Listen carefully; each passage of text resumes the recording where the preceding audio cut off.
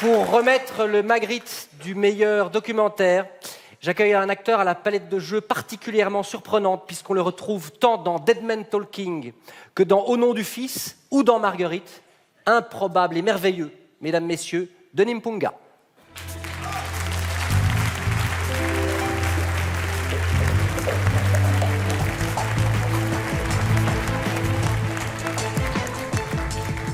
Merci, bonjour. Je suis particulièrement content de remettre un prix par rapport au documentaire. Ce type de cinéma m'intéresse particulièrement parce qu'il part du réel. Et du réel naissent les utopies. Et que serait la fiction sans le réel? Et je sais que, quelque part, le réel nous rappelle une chose, c'est que la meilleure façon de prédire notre avenir, c'est de le créer soi-même. Et comme dans un documentaire qui passe pour le moment, quand je suis sorti de là, j'ai pensé à une vieille phrase d'un Indien qui disait « La valeur d'un homme ne se compte pas en nombre de fois où il tombe, mais le nombre de fois où il se relève. » Et je crois que l'humanité a beaucoup de défis et les documentaires nous le rappellent sans cesse. Voilà. On dit aussi... Cela dit... Les nominés pour le Magritte du meilleur documentaire sont...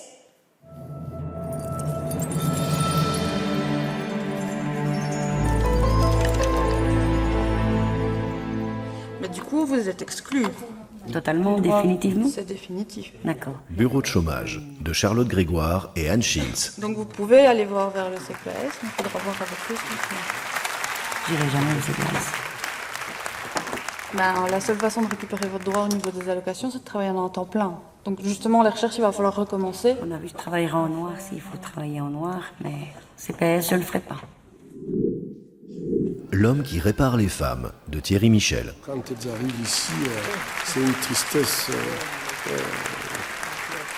inouïe. Donc, le sourire, c'est le signe de revenir à la vie. La joie de ces malades, c'est vraiment un feedback pour nous. Et donc, c'est dopant, si je dois dire ainsi, pour continuer à faire son travail. La Nef des Fous d'Éric D'Agostino et Patrick Lémy. On m'a détruit.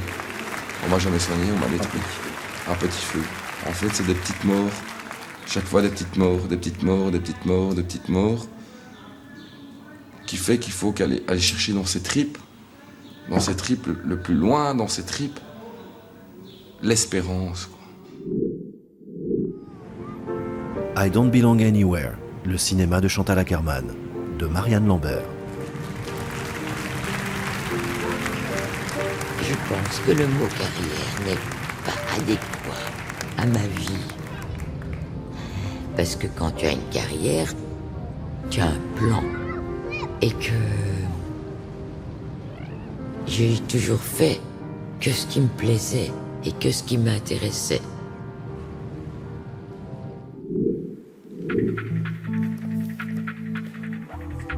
Le Magritte du meilleur documentaire est décerné à Thierry Michel.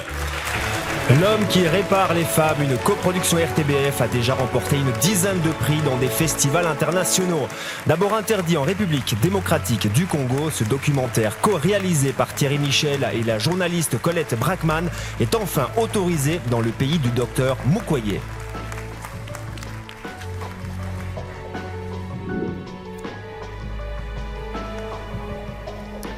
Thierry et Michel, visiblement.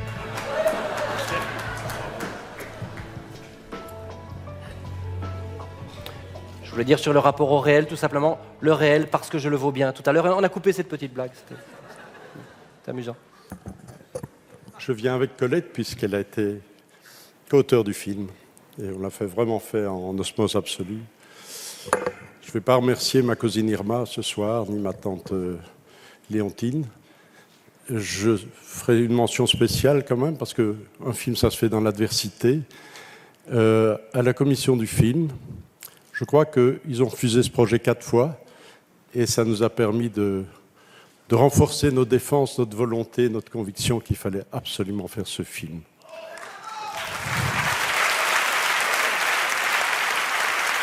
Ok.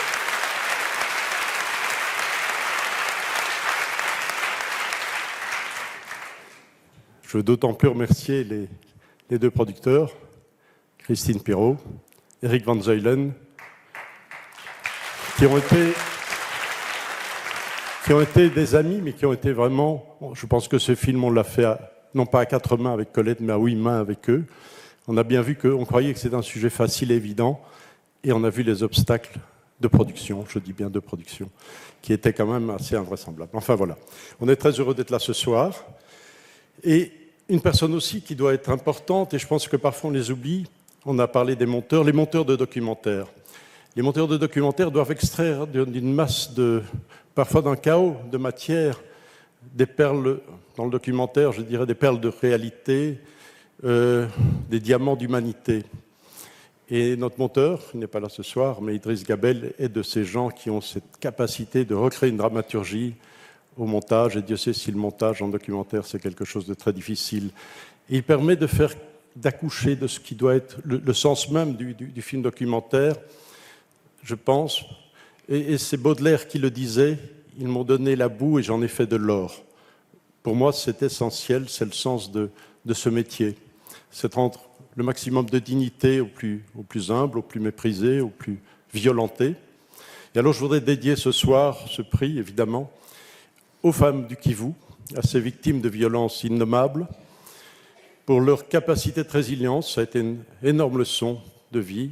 Et bien sûr, au docteur Mukwege, un homme qui nous a appris ce qu'était vraiment la conviction au risque de sa vie et le courage. Merci à vous.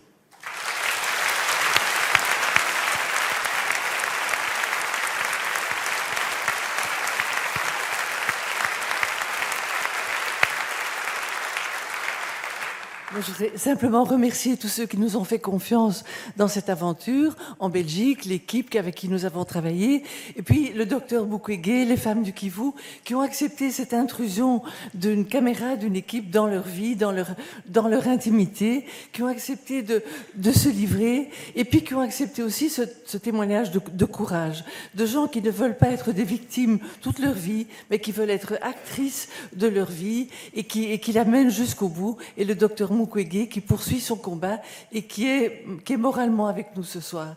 Vraiment, je remercie tous ces gens qui nous ont entourés. Merci. Il faut peut-être rappeler que ce documentaire est disponible sur le Kivu Corder. Merci.